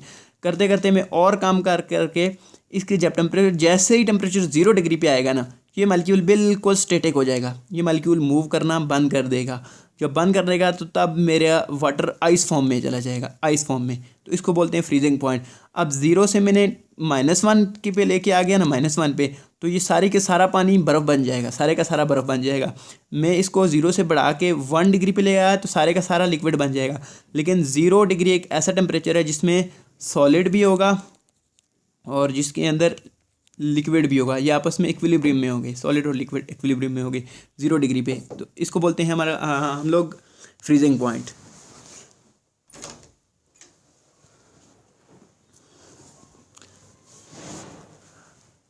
ये फ्रीजिंग पॉइंट होता है कि एक ऐसा टेम्परेचर जिसके ऊपर हमारे पास दोनों स्टेट्स, अब 0 डिग्री वाटर की बात करें तो 0 डिग्री से नीचे जाएं तो सारे का सारा आइस है, -1 पे जाएं तो सारी की सारी हमें आइस ही मिलेगी, वाटर नहीं मिलेगा। और 1 डिग्री पे जाएं तो सारे का सारा क्या? लिक्विड पानी मिलेगा, लिक्विड वाटर मिलेगा। लेकिन 0 डिग्री एक ऐसा टेम्परेचर है जिसमें हमारे पास को एग्जिस्ट करती हैं दोनों स्टेट्स, तो इसको बोलते हैं फ्रीजिंग पॉइंट। यहाँ पे मेंशन भी हैं, वाटर का फ्रीजिंग पॉइंट 0 डिग्री सेंटीग्रेड पे है, ठीक है ना। 0 पे बर्फ़ भी मिलेगी, पानी भी। एसिटिक एसिड है ना, तभी हम इसको बोलते हैं ग्लेशियल एसिटिक एसिड, क्योंकि देखिए रूम टेम्परेचर 17 डिग्री पे, 17 डिग्री पे ये देखें रूम टेम्परेचर पे ये बर्फ़ बन जाता है। 17 से कम लाएं तो ये बर्फ़ बन जाएगा। और इसका बॉइलिंग पॉइंट है 118 डिग्री सेंटीग्रेड। डिफरेंट कंपाउंड्स का लिखा हुआ है, आपने यहाँ से देख लेना टेबल से। देन है diffusion. Diffusion spontaneous mixing of molecules of different liquids to form homogeneous mixture is called diffusion है। जिस तरह गैसेज में डिफ्यूजन हो रही थी इस तरह लिक्विड्स में भी होती है, लेकिन डिफ्यूजन लिक्विड की स्लोअर देन गैसेज होती है। गैसेज में डिफ्यूजन बहुत स्ट्रांगली हो रही थी क्योंकि मॉलिक्यूल बिल्कुल फ्रीली मूव कर रहे थे ना। अब इसकी यही एग्जांपल है कि आप लोगों के पास वाटर मॉलिक्यूल है ना, पानी ही है जस्ट, आप लोगों ने इसमें आके कुछ लिक्विड मिला दी, इंक ही मिला दी, कुछ इंक मिला दी, तो इंक के molecule with the passage of time diffuse होके वाटर के साथ मिलके एक होमोजीनियस मिक्सचर और बना देंगे। ये इंक के मॉलिक्यूल आ गए और कुछ इस तरह से ये वाटर के मॉलिक्यूल आ गए, तो एक होमोजीनियस मिक्सचर डिफ्यूजन के ज़रिए स्पॉन्टेनियस खुद ब खुद मिक्सिंग हो जाएगी डिफरेंट मॉलिक्यूल्स की। तो उसको बोलते हैं डिफ्यूजन। डिफ्यूजन क्या होता है? स्पॉन्टेनियस मिक्सिंग होती है। अब गैसेस भी डिफ्यूजन करती हैं, गैसेस भी करती हैं, लिक्विड भी करते हैं और गैसेस भी, लेकिन गैसेस में बहुत तेज़ होती है डिफ्यूजन, लिक्विड में कम होती है और सॉलिड में डिफ्यूजन होती ही नहीं है। देन है मोबिलिटी। ये गैसेस में भी हमने पढ़ा था। मोबिलिटी क्या होता है कि due to kinetic energy the molecules of a liquid are in constantly moving in a constant state of motion. Kinetic energy की वजह से एक लिक्विड के जो मॉलिक्यूल हैं वो इस तरह से कॉन्स्टेंटली रेंडमली मूव कर रहते हैं, ठीक है ना, मूव करते रहते हैं एवरी टाइम, तो अपनी पोजीशन को भी चेंज कर लेते हैं। तो इस तरह से लिक्विड क्या होते हैं? मोबाइल होते हैं, मोबिलिटी उनकी होती है। तो इसी तरह से पाइप्स के अंदर गैसेस जैसे मूव करती हैं, इस तरह से लिक्विड भी मूव करते हैं, लॉन्ग डिस्टेंस ट्रैवल कर लेते हैं, ठीक है ना। Higher the kinetic energy higher the mobility. Mobility कैसे इंक्रीज़ होगी? हम लोग टेम्परेचर बढ़ाएंगे तो मोबिलिटी इंक्रीज़ होगे, ज़्यादा हो जाएगी, क्योंकि जितनी काइनेटिक एनर्जी मॉलिक्यूल की ज़्यादा होगी इतनी ज़्यादा वो मोबिलिटी होगी उनकी। देन है डेंसिटी। डेंसिटी लिक्विड गैसेस में हमने डिस्कस कर भी ली है कि एक गिवन हमारे पास गिवन वॉल्यूम है, उसके अंदर किसी चीज़ का वज़न कितना आ रहा है, ठीक है ना। अब यहाँ पे दो कंटेनर को हम लोग करते हैं, दो को स्टडी करते हैं, ठीक है। हमारे पास कंटेनर 1 है, इसमें मैंने एक डाल दी है जी गैस, और एक कंटेनर 2 है, इसमें हम लोग डाल रहे हैं लिक्विड। अब देखें कंटेनर का वॉल्यूम सेम है, दोनों का वॉल्यूम सेम है, ठीक है। तो आप बताएं कि गिवन वॉल्यूम के अंदर किसका वज़न ज़्यादा होगा? गैस का वज़न, इस कंटेनर में कोई गैस भर दें तो गैस का वज़न इतना होगा, 0.1 ग्राम होगा, ज़्यादा हुआ। तो इसी कंटेनर के अंदर लिक्विड भर लें तो वो लिक्विड का वज़न कितना हो जाएगा? ऑलमोस्ट 5 ग्राम हो जाएगा। तो डेंसिटी किसकी है? 5 ग्राम लिक्विड की, गैसेस की 0.1 ग्राम। तो गिवन वॉल्यूम के अंदर ज़्यादा मैस लिक्विड का आएगा, लिक्विड की डेंसिटी ज़्यादा है तो इन केस ऑफ सॉलिड और ज़्यादा आ जाएगी, ठीक है ना। डेंसिटी ये होती है कि मैस पर यूनिट वॉल्यूम है। अब ऑलिव ऑयल ही है, ऑलिव ऑयल की डेंसिटी फॉर एग्जांपल इस डब्बे है, इस डब्बे के अंदर आप लोग ऑलिव ऑयल भर दें तो उसका वज़न होगा 0.9 ग्राम, ये उसकी डेंसिटी है। इसी डब्बे के अंदर वाटर भर दें तो वाटर होता है 1 ग्राम। देखिए वाटर की डेंसिटी ज़्यादा हो गई है ना, वाटर भारी होता है थोड़ा सा, तो वाटर की डेंसिटी ज़्यादा है। अब मिथाइल अल्कोहल इसी डब्बे में डाल दें, आके एक गिवन वॉल्यूम के अंदर मिथाइल अल्कोहल डाल दें इसी बॉक्स के अंदर, तो उसका वज़न होगा 0.8, तो इसकी डेंसिटी और ज़्यादा कम हो गई है, ठीक है ना। इस तरह से डेंसिटी वेरी करती है डिफरेंट सब्सटेंस की। अब ये जो तीन हमने पढ़ी थी, इसके फैक्टर्स थे ना, इनको आपस में मिक्सअप नहीं करना है। लिक्विड के केस में हमने इवापोरेशन पढ़ा है, हमने वेपर प्रेशर पढ़ा है और हमने बॉइलिंग पॉइंट पढ़ा है। इसके फैक्टर्स थे जो किन चीज़ों पे डिपेंड कर रहे हैं। देखिए इवापोरेशन के 3 फैक्टर हैं, वेपर प्रेशर के 4 हैं और बॉइलिंग पॉइंट के 2 हैं, इनको मिक्स नहीं करना है। इवापोरेशन का है सरफेस एरिया, जितना सरफेस एरिया ज़्यादा होगा, देखिए सरफेस एरिया ज़्यादा है तो ज़्यादा इवापोरेशन हो रही थी, सरफेस एरिया कम है तो इवापोरेशन कम हो रही थी, डायरेक्टली रिलेशन है। फिर है टेम्परेचर, टेम्परेचर के साथ भी डायरेक्टली रिलेशन है, जितना टेम्परेचर ज़्यादा होगा इतना ज़्यादा इवापोरेशन होगी। इंटरमॉलिक्यूलर फोर्सेज जितनी स्ट्रॉन्ग होगी तो इवापोरेशन इतनी कम होगी, इन्वर्स रिलेशन था। फिर वेपर प्रेशर का क्या था कि nature of liquid, polar liquid का जो वेपर प्रेशर होगा वो कम होगा, नॉन पोलर का ज़्यादा होगा। फिर है इंटरमॉलिक्यूलर फोर्सेज, इंटरमॉलिक्यूलर फोर्सेज जितनी स्ट्रॉन्ग होंगी, ये अपने सारी चीज़ें हमने पढ़ी हैं। और फिर है साइज़ ऑफ मॉलिक्यूल, छोटे मॉलिक्यूल साइज़ के साथ इन्वर्स रिलेशन था। Vapour pressure is inversely related to size, size जितना छोटा था इतना वेपर प्रेशर ज़्यादा था। दिन है बॉइलिंग पॉइंट। अब बॉइलिंग पॉइंट के 2 ही फैक्टर थे, एक नेचर ऑफ लिक्विड था और दूसरा एक्सटर्नल प्रेशर था, ठीक है ना। नेचर में इंटरमॉलिक्यूलर फोर्सेज ही थी, जिसका इंटरमॉलिक्यूलर फोर्सेज जिसकी जितनी ज़्यादा थी उसका बॉइलिंग पॉइंट भी ज़्यादा था। वाटर के अंदर, वाटर पोलर होता है ना, वाटर के अंदर इंटरमॉलिक्यूलर फोर्सेज बहुत ज़्यादा होती हैं तो वाटर का बॉइलिंग पॉइंट बहुत ज़्यादा होता है। तो दूसरा एक्सटर्नल प्रेशर, एक्सटर्नल प्रेशर जितना ज़्यादा होगा, अब हिली एरियाज़ के अंदर हमने बोला कि एक्सटर्नल प्रेशर 1 atm से कम होता है तो उनका बॉइलिंग पॉइंट भी कम हो जाता है। और जो प्लेन एरियाज़ हैं उनका एक्सटर्नल प्रेशर ज़्यादा होता है तो उनका बॉइलिंग पॉइंट भी ज़्यादा होता है। यानी कि बॉइलिंग पॉइंट डायरेक्टली रिलेशन है किससे? एक्सटर्नल प्रेशर से उसका डायरेक्टली रिलेशन है, ठीक है ना। एक्सटर्नल प्रेशर जितना ज़्यादा होगा तो बॉइलिंग पॉइंट भी उतना ज़्यादा होगा, ठीक है। देन हमारा सॉलिड स्टेट आ गया, ठीक है, गैसेड स्टेट, लिक्विड स्टेट, और अब हम आप आ गए हैं सॉलिड स्टेट। और सॉलिड स्टेट के बाद हमने एलोट्रोपी पढ़नी है जो one of the most important topic है इस चैप्टर का। अब सॉलिड स्टेट में इतनी ज़्यादा प्रॉपर्टीज़ नहीं है, सॉलिड इजी है गैसेज और लिक्विड के मुकाबले में। इसको देख लें, सॉलिड क्या चीज़ होगी? पार्टिकल्स, पार्टिकल क्या हो सकते हैं? कोई भी मालिक्यूल हैं या आयन है, आर क्लोजली पैक्ड होंगे, इन फिक्स्ड पैटर्न होंगे। क्या होगा? फॉर एग्जांपल मेरे पास सॉलिड का पीस है ना, सॉलिड का पीस में ये पार्टिकल ले लेते हैं। अब ये आयरन का पीस है, ये पार्टिकल अपनी जगह पे फिक्स्ड होगा, ये इधर भी मूव नहीं कर सकता, ये इधर भी, ये कहीं भी मूव नहीं करेगा। आयरन के पीस को जैसे भी देख लें उसका एक पार्टिकल गिवन उसी जगह पे रहेगा, मतलब पार्टिकल फिक्स होते हैं, क्लोजली पैक्ड होते हैं। स्ट्रॉन्ग इंटरमॉलिक्यूलर फोर्सेज होगी, इसकी जो स्ट्रॉन्ग इंटरमॉलिक्यूलर फोर्सेस है दूसरे पार्टिकल्स के साथ वो बहुत ज़्यादा स्ट्रॉन्ग है, तो इसलिए ये मूव नहीं कर सकता ना। Molecules can not leave their position, यही बात है कि ये मॉलिक्यूल यहाँ पे है तो ये अपनी पोजीशन को लीव नहीं कर सकता, ये सॉलिड्स के अंदर हैं। ओनली वाइब्रेशनल मोशन कर सकते हैं, ठीक है ना। अब लिक्विड के मॉलिक्यूल हैं तो वो इस तरह से अपनी मेन पोजीशन के अराउंड इस तरह से वाइब्रेट कर सकता है, यहाँ से मूव करके इधर नहीं जा सकता, सिर्फ अपना वाइब्रेशनल मोशन शो करेगा। सॉलिड के अंदर डिफ्यूजन नहीं होगी। डिफ्यूजन क्या होता था? Spontaneous mixing. सॉलिड के मॉलिक्यूल्स आपस में मिक्स नहीं होंगे, ये मॉलिक्यूल इधर ही रहेगा और ये मॉलिक्यूल इधर ही रहेगा, अपने मॉलिक्यूल्स को ये मिक्स नहीं होने देते सॉलिड्स, क्योंकि क्लोजली पैक्ड होते हैं। ये सॉलिड के बारे में बातें हैं कि क्लोजली पैक्ड पार्टिकल होते हैं, फिक्स्ड पैटर्न में होते हैं, स्ट्रॉन्ग इंटरमॉलिक्यूलर फोर्सेस होती हैं, मॉलिक्यूल अपनी जगह को छोड़ के इधर उधर नहीं मूव करते, पोजीशन को लीव नहीं करते हैं, वाइब्रेशनल मोशन करते हैं और उनके अंदर डिफ्यूजन नहीं होती है। ये सॉलिड्स की प्रॉपर्टीज़ हैं। देन है टिपिकल प्रॉपर्टीज़ ऑफ सॉलिड। अच्छा, सॉलिड की कौन कौन सी प्रॉपर्टीज़ हैं? 4 ही प्रॉपर्टीज़ हैं। वॉल्यूम एंड शेप है, यहीं से देख लेते हैं। वॉल्यूम, फिक्स्ड वॉल्यूम होगा सॉलिड का और शेप भी उनकी फिक्स्ड होगी, ठीक है ना। डेफिनेट शेप होगी, डेफिनेट वॉल्यूम होगा। दूसरा है मेल्टिंग पॉइंट, रिजिडिटी और डेंसिटी। मेल्टिंग पॉइंट क्या होगा? The temperature at which solid starts melting and exist in dynamic equilibrium the liquid state. अब फॉर एग्जांपल मेरे पास एक पड़ा हुआ है, सॉलिड पड़ा हुआ है, ठीक है ना। यहाँ पे बर्फ़ पड़ी हुई है, ठीक है ना। आइस फॉर्म में वाटर पड़ा हुआ है, आइस पड़ी हुई है, ठीक है। अब टेम्परेचर है इसका -26 है। मैं टेम्परेचर इंक्रीज़ करता जा रहा हूँ, इसको मैं हीट प्रोवाइड करता जा रहा हूँ, ठीक है ना। हीट प्रोवाइड करूँगा, टेम्परेचर मेरा -26 है, इसको मैं बढ़ाता ले आऊँ -2 पे ले आया हूँ, तब ये ऐसी होगी। करते करते मैं इसका टेम्परेचर लेके आया हूँ 0 डिग्री पे, तो 0 डिग्री पे इसका मैं ले आया हूँ, तो ये अब इसने मेल्ट करना स्टार्ट होगा। अब इस डब्बे के अंदर, इस बॉक्स के अंदर अब आइस भी होगी और अब इसमें वाटर भी होगा, मतलब लिक्विड स्टेट भी होगी और सॉलिड स्टेट भी होगी, इक्विलिब्रियम में हो गए। अब टेम्परेचर जैसे ही मैं बढ़ा के 0 से 1 के ऊपर लेके जाऊंगा तो यहाँ पे आइस ख़त्म हो जाएगी, सारे का सारा पानी बच जाएगा। मतलब कि 0 डिग्री एक ऐसा टेम्परेचर है जिसके ऊपर हमारा जिसको हम बोल सकते हैं कि ये इसका मेल्टिंग पॉइंट है, बर्फ़ का मेल्टिंग पॉइंट है। इस तरह से हर लिक्विड का अपना, हर एक सब्सटेंस का अपना एक मेल्टिंग पॉइंट होता है, ठीक है ना।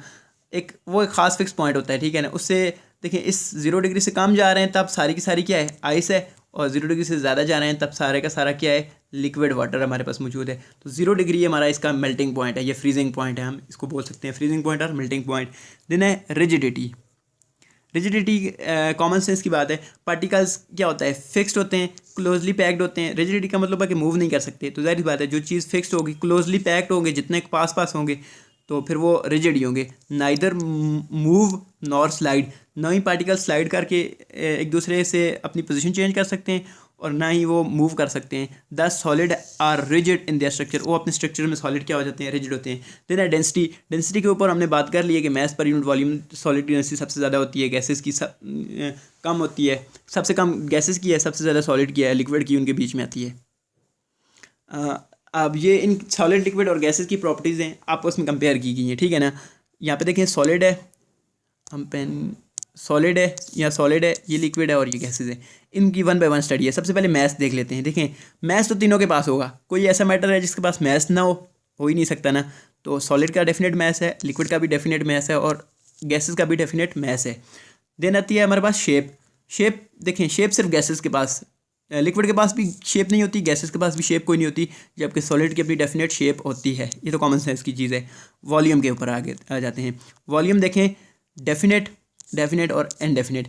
गैसेस के पास वॉल्यूम कोई नहीं होता, ठीक है ना। वो गैसेस को जिस कंटेनर में डाल दें उसी का वॉल्यूम एक्वायर कर लेती हैं, ठीक है ना। 1 kg मेरे पास गैस है तो इस कंटेनर में डालो तो उसका वॉल्यूम इतना हो जाएगा, इस कंटेनर में डालो तो उसका वॉल्यूम बढ़ जाएगा, ठीक है ना। जिस कंटेनर में डालो उसका वॉल्यूम उतना ही हो जाएगा। तो गैसेस के पास वॉल्यूम नहीं होता, लिक्विड और सॉलिड के पास वॉल्यूम होता है। फिर आता है कंप्रेसिबिलिटी। सॉलिड को कंप्रेस नहीं कर सकते, लिक्विड को बिल्कुल बस निग्लिजिबल है, कंप्लेक्स नहीं हो सकते, जबकि गैसेस बहुत ज़्यादा कंप्रेसिबल हैं, ये हमने पढ़ा भी है। फ्लूइडिटी, फ्लो करते हैं। देखें, सॉलिड फ्लो नहीं हो सकते, लिक्विड फ्लो कर सकते हैं और गैसेस भी फ्लो कर सकती हैं। रिजिडिटी, सॉलिड हाईली रिजिड है, लिक्विड थोड़े से रिजिड है। और डेंसिटी के ऊपर बात होती है, लिक्विड की डेंसिटी जितनी ज़्यादा होगी उतना ज़्यादा रिजिड होगा। जैसे शहद की डेंसिटी बहुत ज़्यादा होती है ना, तो शहद बहुत ज़्यादा रिजिड होता है। वाटर की डेंसिटी कम होती है उसके मुकाबले, तो वाटर इतना ज़्यादा रिजिड नहीं होता, स्लाइड कर लेता है। और गैसेस तो रिजिड होती ही नहीं है, ठीक है। तब आता है फिर हमारे पास डिफ्यूजन। डिफ्यूजन स्लो, सॉलिड के अंदर तो होती ही नहीं है और लिक्विड के अंदर फास्ट डिफ्यूजन होती है, दो लिक्विड को मिक्स करो तो एकदम से हो जाते हैं। गैसेस की तो बहुत ज़्यादा हो जाती है, अब कमरे में स्प्रे करें तो पूरे कमरे में कैसे फैल जाता है डिफ्यूजन के ज़रिए। अब space between particles, closely packed होते हैं सॉलिड, जबकि लेस क्लोजली पैक्ड लिक्विड और लीस्ट क्लोजली पैक्ड होते हैं। और गैसेस तो क्लोजली पैक होती ही नहीं है, एक मॉलिक्यूल इधर है तो दूसरा बहुत दूर दूर होंगे मॉलिक्यूल्स। और इंटरमॉलिक्यूलर फोर्सेस स्ट्रॉन्गेस्ट होती हैं सॉलिड के अंदर, और लिक्विड के अंदर थोड़ी सी वीकर होती हैं सॉलिड्स के मुकाबले में। और गैसेस में अंदर इंटरमॉलिक्यूलर फोर्सेस गैसेस में होती ही नहीं है, ठीक है ना, ये नेग्लिजिबल होती हैं।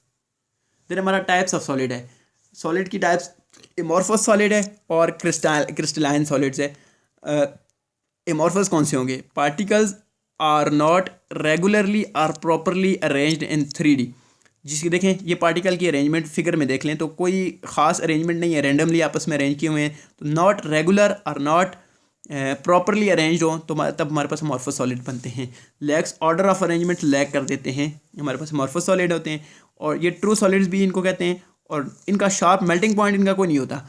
फॉर एग्जांपल ये 50 से लेकर फॉर एग्जांपल मेरे पास एक रबर है, तो रबर का आप देख लें तो रबर का मेल्टिंग पॉइंट वो होगा 50 से लेकर होगा 60 तक, मतलब कि इसका वेरी कर रहा है, एक रेंज ऑफ टेम्परेचर पे ये मेल्ट कर रहा होता है, कोई शार्प मेल्टिंग पॉइंट एक ही नहीं होता।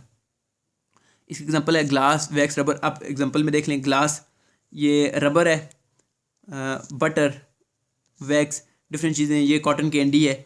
तो ये हमारे पास एग्जांपल्स हैं अमॉर्फस सॉलिड की। इनके पार्टिकल्स आपस में अरेंज, इनको जब मॉलिक्यूलर लेवल पे देखेंगे तो पार्टिकल इनके कोई रैंडमली मिक्स किए हुए होते हैं, ठीक है ना, कोई खास अरेंजमेंट नहीं होती। अब क्रिस्टलाइन सॉलिड के अंदर क्या होगा? पार्टिकल्स आयन हो या एटम्स हो या मॉलिक्यूल्स हो are arranged in a regular 3D pattern होगा। अच्छा, इसमें 3D पैटर्न में पार्टिकल नॉट अरेंज्ड होंगे, ठीक है, और इसमें अरेंजमेंट हो जाएगी क्रिस्टलाइन सॉलिड के अंदर। डेफिनेट फेसेस होंगे, ठीक है ना, शार्प मेल्टिंग पॉइंट होंगे। इसकी एग्जांपल है NaCl और नेफ्थलीन। NaCl में देखें हमारे पास एक सोडियम आ गया तो आगे क्लोरीन आएगा, जस्ट फिर से क्लोरीन, तो एक दो अल्टरनेटिव साथ साथ नहीं आ सकते। यहाँ पे देखें क्लोरीन है तो यहाँ पे भी क्लोरीन नहीं आ सकता। यहाँ पे देखें वाइट कलर से सोडियम आ गया, सोडियम है तो यहाँ से फिर सोडियम नहीं हो सकता, फिर क्लोरीन आ गया है। फिर आगे देखें तो सोडियम फिर क्लोरीन, इस तरह से अल्टरनेटिव कर सकते हैं, तो इसके फेजेस बन जाते हैं। ये स्ट्रक्चर भी आप क्यूब देख सकते हैं, NaCl का क्यूब, इस तरह से इसके स्ट्रक्चर एग्जिस्ट करते हैं मॉलिक्यूलर लेवल पे, ठीक है ना। सोडियम और क्लोराइड आयन आपस में इस तरह से एग्जिस्ट करते हैं। देन है allotropy, one of the most important topic है। एलोट्रोपी क्या होता है? एलोट्रोपी किसको बोलते हैं? Atoms of the same element arranged in different manner in a same physical state. सबसे पहले इसको देख लें। सेम फिजिकल स्टेट का मतलब है कि तीनों के तीनों फॉर एग्जांपल सॉलिड होंगे, कितनी भी एलोट्रोपिक फॉर्म तीन है ना, तो सारी होंगी सॉलिड फॉर्म होगी। फिजिकल फॉर्म या तो सॉलिड होगी या लिक्विड या गैस, तो हम सॉलिड देखते हैं। तो सेम फिजिकल स्टेट का मतलब है सारे के सारे सॉलिड होंगे। Atoms of the same element arrange in different manner. Atom एक ही एलिमेंट के होंगे लेकिन वो अरेंज डिफरेंट होंगे। कभी तो इस तरह से तीन एटम आपस में जुड़े हुए होंगे, एक एटम तीन एटम से जुड़ा होगा। कभी एक एटम इस तरह से 1 2 3 4 एटम से जुड़ा होगा। एक ही एलिमेंट का एटम है, ठीक है ना, एलिमेंट कोई एक ही है, उसी के सारे एटम हैं, लेकिन वो उनकी अरेंजमेंट डिफरेंट है कि हमारे पास फिजिकली देखने में वो अलग लगते हैं, ठीक है ना। Atoms of the same element arranged in different manner in a same physical properties है। रीजन ऑफ एलोट्रोपी, एलोट्रोपी 3 वजह से एग्जिस्ट करती है। देखें, existence of elements in more than one physical form. Physically देखने में हमें देखें मुख्तलिफ लगेगी उसकी एग्जिस्टेंस। अब कार्बन को ले लें, कार्बन काजल फॉर्म में भी होता है। काजल जो ज़्यादातर आंखों में डालते हैं, काजल ब्लैक कलर का होता है। क्या होता है? काजल। डायमंड, हीरा देख लें तो वो भी कार्बन से मिलकर ही बना होता है। फिजिकली देखें कितना बड़ा डिफरेंस आ गया। काजल क्या होता है? फिजिकली ब्लैक होता है। डायमंड की देखें शेप क्या होती है और उसकी क्या कलर होता है। तो हमारे पास फिजिकल स्टेट ही चेंज हो गई है। अब ग्रेफाइट है, ये ग्रेफाइट जो पेंसिल की निब में होता है जिससे हम लिखते हैं वो ग्रेफाइट होता है, तो उसकी फिजिकल स्टेट देख लें। फिर है बकीबाल है, कार्बन की डिफरेंट सूट है, कार्बन की डिफरेंट एलोट्रोपिक फॉर्म्स होती हैं, ठीक है ना। Physically more than one physical form में जब होते हैं तो एलोट्रोप उनको बोलते हैं, ठीक है ना। एग्जिस्टेंस ऑफ 2 और more kind of molecules of elements. For example अगर एलोट्रोप्स ऑफ ऑक्सीजन को देखें तो O2 में भी ऑक्सीजन एग्जिस्ट करता है, O3 में भी एग्जिस्ट करता है, तो ये डिफरेंट एलोट्रोपिक फॉर्म हो गई हैं। देखें, इधर 2 ऑक्सीजन जुड़े हुए हैं, इधर 3 ऑक्सीजन जुड़े हुए हैं, तो एक ही एलिमेंट्स के एटम है लेकिन उनकी अरेंजमेंट डिफरेंट है, तो इसी को एलोट्रोपी बोलते हैं। तीसरी प्रॉपर्टी है डिफरेंट अरेंजमेंट ऑफ 2 और मोर एटम्स आर मालिक्यूल्स हैं।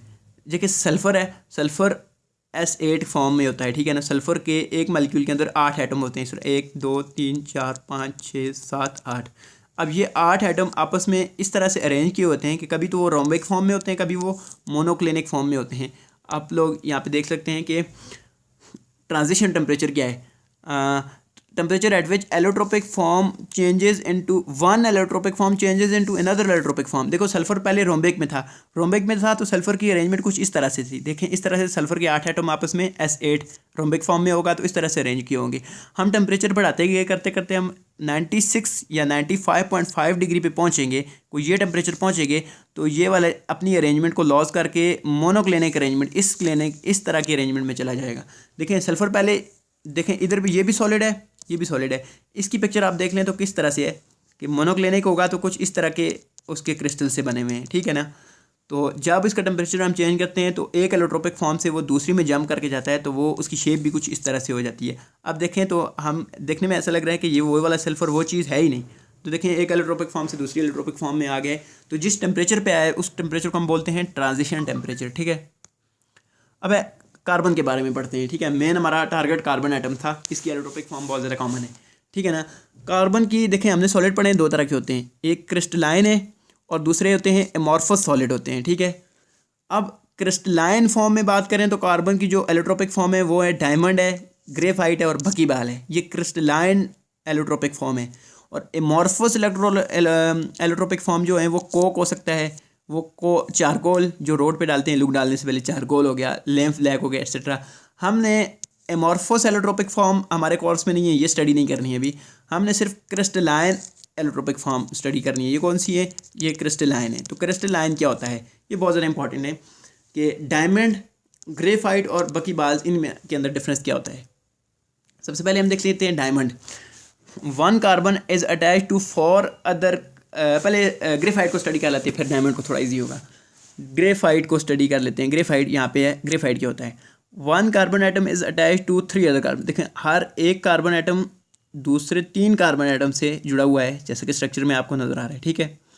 लेयर स्ट्रक्चर होता है, इसकी लेयर्स होती हैं। जिस तरह पेजेस, एक कॉपी के पेज देख लेना, एक लेयर, दूसरा पेज तो दूसरी लेयर, तीसरा पेज, चौथा पेज, 5वां पेज, एक लेयर की फॉर्म में पेज अरेंज किए होते हैं ना। इस तरह से जो हमारे पास ग्रेफाइट का स्ट्रक्चर होगा वो लेयर्स की फॉर्म में होगा। जब हम स्ट्रक्चर बनाएंगे आपको समझ आ जाएगी। हेक्सागोनल स्ट्रक्चर होगा। हेक्सागोनल का मतलब है, देखें एक कार्बन, इसकी इस तरह से शेप होगी, ये आप देख लें, ये कार्बन एटम 3 कार्बन एटम से जुड़ा होगा, 1 2 और ये 3। अब ये कार्बन एटम 3 से जुड़ा होगा, 1 2 और ये वाला 3। इस कार्बन एटम को देख लें तो ये 3 से जुड़ा होता है, एक ये हो गया, एक ये और एक इस तरफ से होगा। अब यहाँ पे कार्बन एटम है ना, तो ये 3 से जुड़ा हुआ है, एक इधर, एक इधर, एक इधर। अब ये कार्बन एटम, ये भी 3 कार्बन एटम से जुड़ा होगा, एक इधर, एक इधर और एक इधर। अब ये वाला कार्बन एटम 3 एटम से जुड़ा होगा, एक ये और ये। देन ये कार्बन एटम 3 एटम से जुड़ा होगा, ये कार्बन एटम, ये एटम और देन ये वाला कार्बन, ये एंड देन ये वाला कार्बन इधर। देखें एक लेयर बन गई है एलोट्रोप। देखें हेक्सागोन बन रहा है ना, एक हेक्सागोन की अपनी एक लेयर बन गई है। इसी तरह की लेयर इसके नीचे एग्जिस्ट करेगी। हम लोग नेक्स्ट स्लाइड में स्ट्रक्चर में देखते हैं कि ये देखें एक हेक्सागोन की लेयर है, ये दूसरे हेक्सागोन की लेयर है, ये तीसरे हेक्सागोन की लेयर है। तो इस तरह हेक्सागोनल लेयर्स आपस में एग्जिस्ट करती हैं, ठीक है ना। अब है no strong bonding between the layers. अच्छा, इन लेयर्स के बीच में स्ट्रॉन्ग बॉन्डिंग नहीं होती। देखें इनके बीच में जो आपस की बॉन्डिंग है वो बिल्कुल वीक होती है। तभी तो आप पेंसिल से जब लिखते हैं, कच्ची पेंसिल होती है जिससे आप पेज पे लिखते हैं, तो वो लेयर स्लाइड होके लेयर, देखें जैसे ही आपने लिखा तो लेयर नीचे पेज पे आ जाती है, तो लेयर आपस में अलग हो जाती हैं क्योंकि उनमें स्ट्रॉन्ग बॉन्डिंग तो नहीं होती ना। फिर है इसका 2D अरेंजमेंट की होती है, ठीक है ना, 3D नहीं होते, 2 डायमेंशनल स्पेस में होते हैं, ठीक है। इसको ग्रेफाइट को एज अ लुब्रिकेंट भी इस्तेमाल किया जाता है। सॉफ्ट होते हैं, पेंसिल की निब सॉफ्ट होती है तभी तो वो कॉपी पे लिखा जाता है। अगर वो इनके बीच में बॉन्डिंग स्ट्रॉन्ग होती तो फिर पेंसिल से आप बेशक लिखते रहते, वो पेज पे तो लेयर उतर के ना आती ना। तो सॉफ्ट भी होते हैं और उनकी आपस में बॉन्डिंग भी वीक होती है।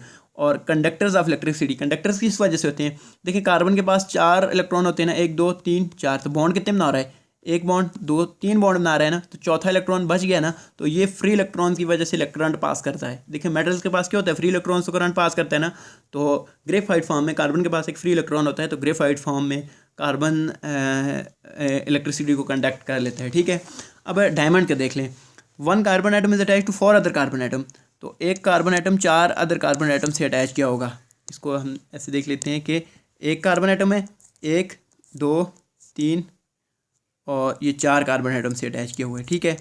अब ये वाला कार्बन फिर फर्दर 4 एटम से है, 1 2 3 4 है। ये वाला कार्बन है तो फिर फर्दर 4 कार्बन से, 1 2 3 4, ये कार्बन कार्बन कार्बन कार्बन। अब हर कार्बन आगे फर्दर 4 कार्बन से अटैच है, तो एक नेटवर्क स्ट्रक्चर बन जाता है, ठीक है ना। नेटवर्क स्ट्रक्चर इनके अंदर बन जाता है, 3D स्ट्रक्चर होता है।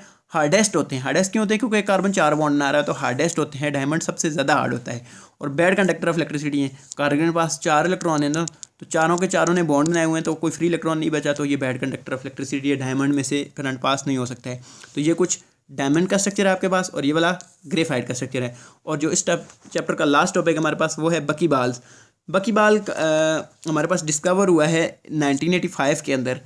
कार्बन 20 to 100 कार्बन इसमें अटैच होते हैं, 20 to 100। नॉर्मली हमारे पास 60 हम लेते हैं कि 60 कार्बन बकीबाल्स के अंदर होते हैं। बकीबाल्स में जिस तरह फुटबॉल अंदर से हॉलो होता है ना, इस तरह हॉलो केज लाइक स्ट्रक्चर बना लेते हैं, एक बॉल की तरह कार्बन अरेंज होके, और वो हेक्सागोनल स्ट्रक्चर होता है, ठीक है ना। 5 भी होता है, पेंटागोनल भी होता है, हेक्सागोनल भी होता है। यहाँ पे देखें 1 2 3 4 5, ये पेंटागोनल हो गया ना। अब ऊपर वाली रिंग को देखें, 1 2 3 4 5 6, तो ये देखें हेक्सागोनल रिंग भी हो गई, पेंटागोनल। तो पेंटागोनल हेक्सागोनल की फॉर्म में वो अरेंज होके एक हॉलो केज लाइक स्ट्रक्चर बना लेता है, तो इसको हम बकीबाल बोलते हैं। ये 1985 के अंदर ये डिस्कवर हुआ था, ठीक है।